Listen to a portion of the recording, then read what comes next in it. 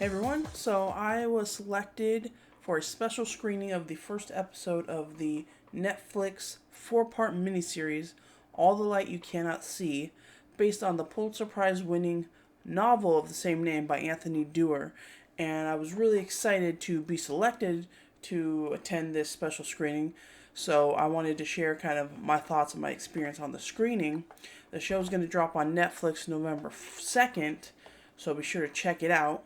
And speaking of books, I want to go ahead and put a plug in for my book called The Chimera Prophecies and Other Short Stories. It's 8 short stories of science fiction. So if you're interested in science fiction stories or just short stories in general, go ahead and check out my new book, and the link will be in the description below. So I just wanted to kind of give my experience with this special screening. Now I was really excited to be selected to participate in the event. First off, because I've never been selected for any like special screenings before, so I was pretty excited about that, and also excited because I have actually read the book. I read it a few years ago for a college course, and so I was really excited to see it adapted on Netflix. Netflix usually does live action shows really well, so I was pretty excited by that. It's being directed by Shawn Levy, who's done movies like The Night at the Museum, Free Guy, and he's directing the upcoming Deadpool 3 movie. So for that also I was excited because I thought he's a good director, so the movie should be good. And obviously he worked with the author very closely as well, so I was really interested in that.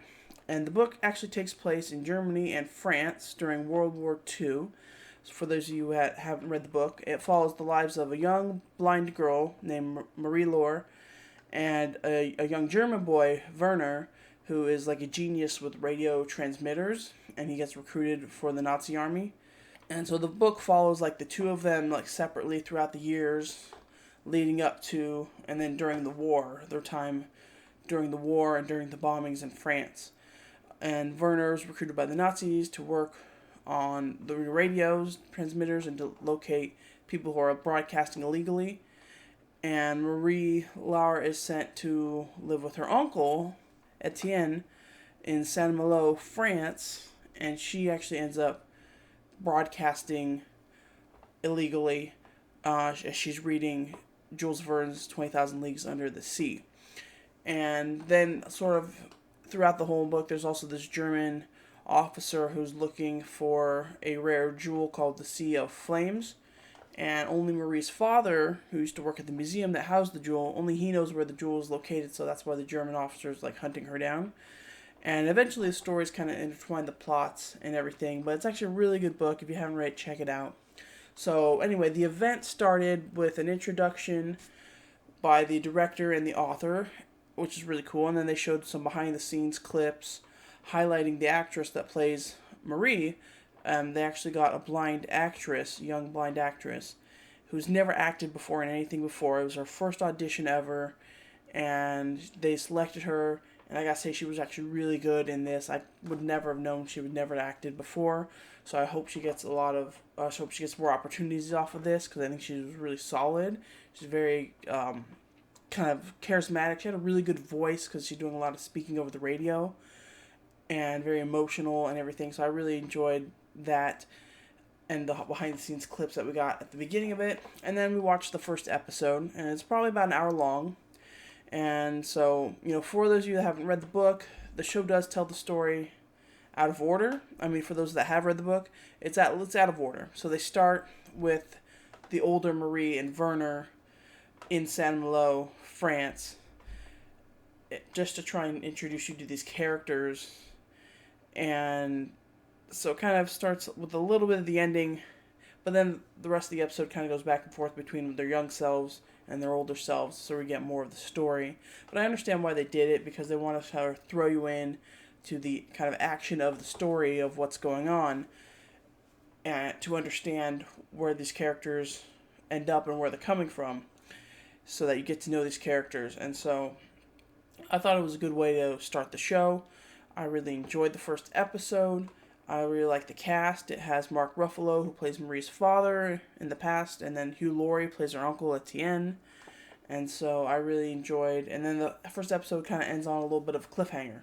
So I understand why they're doing it out of order. It would have been kind of hard to tell the book in chronological order. or tell the story. So it's adapted, right? So I think they adapted it well. And so I really enjoyed the first episode. And then afterwards, there was an interview with the director and the author. They're kind of like interviewing each other. And it really shows how passionate Shawn Levy was about adapting this book. He had waited years and years, trying to get the rights for the book to adapt it. And he eventually decided, after reading the script, he decided he was the one that wanted to be the director for all 4 episodes. So it was a really good kind of little interview with them. The author also explains the title of the book, All the Light You Cannot See, and the meaning, which is kind of explained a little bit in the first episode of the show, a little bit.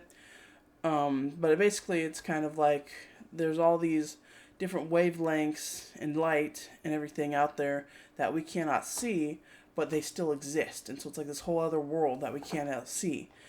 And even in the episode, Mark Ruffalo tells his little daughter who's blind, he says, you see, Marie, the world is the same whether you can see it or not.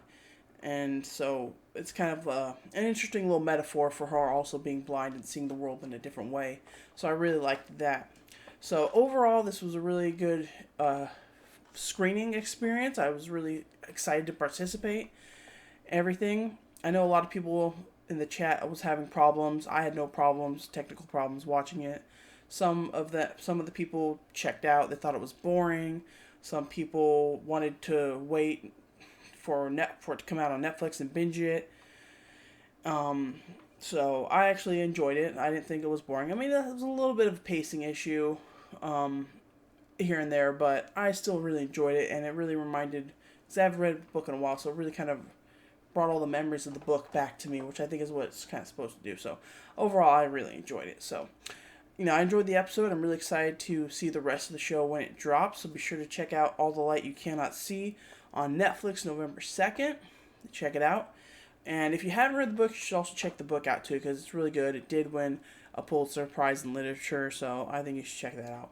So that's it from my experience for the special Netflix screening brought to us by Simon & Schuster, the publishing company. Scribner's had like a sweepstakes that you can enter, and that's what I entered. So anyway, so thank you to Netflix and Scribner's, Simon & Schuster Publishing, for letting me participate in that event, and I would hope to do more in the future.